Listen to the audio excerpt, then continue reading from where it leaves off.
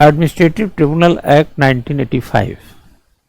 ठीक, ये एक्ट बच्चा कब आया था आपको पता चल चुका है, 1985 में आया था, राइट। ठीक, और इसके पहले आपने जानने का क्या प्रयास किया, 42 अमेंडमेंट कब आया था, 76 में। ठीक, अगर दो आर्टिकल को इसमें देखें तो एक 323A और एक 323 करो इसको B। आपने इसका डिस्क्रिप्शन देख लिया, आपने इसका डिस्क्रिप्शन देख लिया। अब जो 1985 में एक्ट आया है उसको जरा समझ लेते हैं। कुछ आ रहा है समझ में, तोड़ तोड़ के नहीं समझ रहे हैं, टूट रहा है ना भाई। 1976 में ये 42वें संविधान संशोधन में ये बात हुई, 1985 में एक एक्ट आएगा और आपने क्या किया, संशोधन करके एक पार्ट 14A जोड़ दिया। 323A 323B दो आर्टिकल्स हो गए। 323 के मतलब अंदर ही दो उपबंध टाइप के आ गए, ठीक है। और आपने इसका डिस्क्रिप्शन क्रिएट कर लिया है ना। इसको डिस्क्रिप्शन में आपने देखा कि ये सर्विस फॉर्म में है, और 323 में जाके देखा कि जैसे लेबर की बात हो, इंडस्ट्री की बात हो, है ना। कैट सेट मतलब जो बात संदर्भ आया, स्टेट लेजिस्लेटिव वगैरह, तो स्टेट भी बनते हैं सेट वगैरह, जो स्टेट एडमिनिस्ट्रेटिव ट्रिब्यूनल, ये थोड़ा समझा।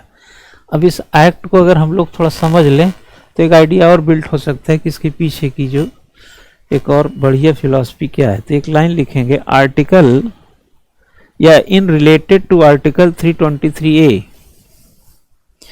इन रिलेटेड टू आर्टिकल 323A अनुच्छेद 323 के संबंध में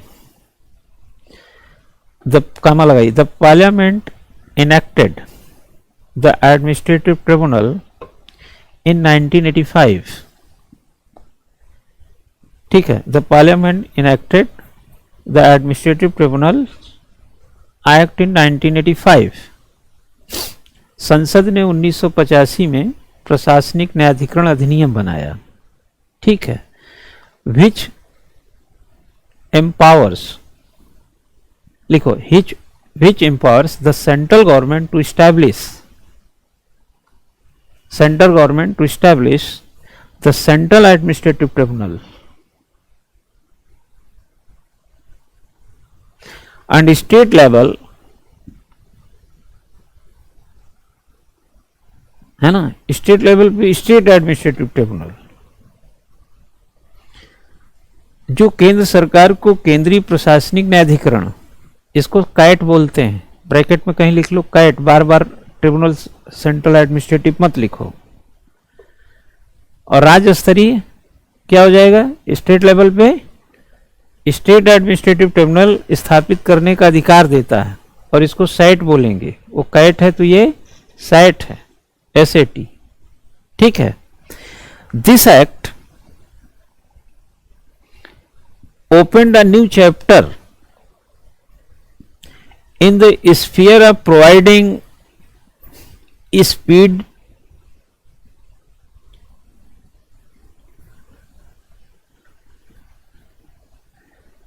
speedily and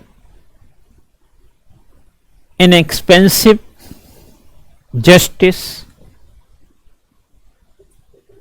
to the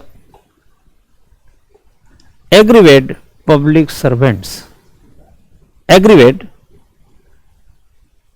public servant। इस अधिनियम ने पीड़ित लोक सेवकों को त्वरित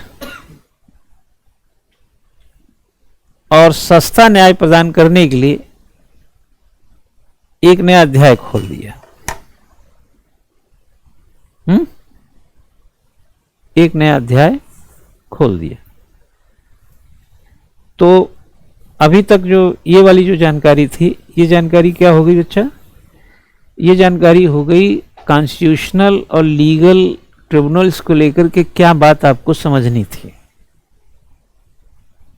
पहले आपने व्हाट इज द ट्रिब्यूनल समझा, फिर उसके साइलेंट फीचर को समझा, फिर इसके कॉन्स्टिट्यूशनल और लीगल एस्पेक्ट को समझा। अब आगे क्या समझना वो लिखिए। How are the tribunal classified in India, अगला heading, how are the tribunals classified in India. Bharat में न्यायाधिकरणों का वर्गीकरण किस प्रकार किया गया है या किया जाता है।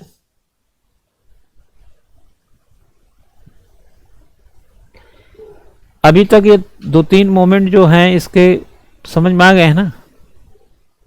हाँ जी, हाँ हाँ भाई, हाँ?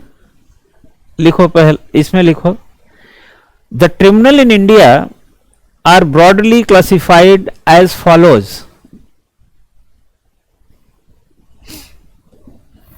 अगर इसको देखोगे तो हमने काइट का जिक्र किया,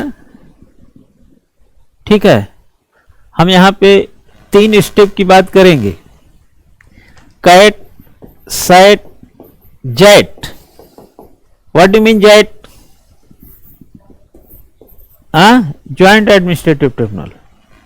तो हमने क्या लिखा है, the tribunal in India are broadly classified as follows. भारत में न्यायाधिकरणों को मोटे तौर पर इस प्रकार या विस्तृत तौर पर इस प्रकार वर्गीकृत किया जाता है।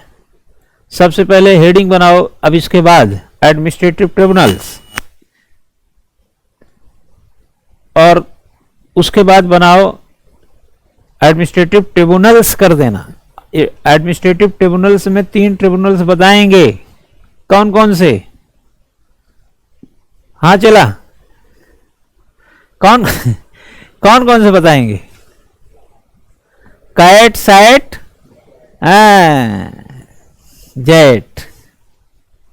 पार समझ में आ रहा है ना?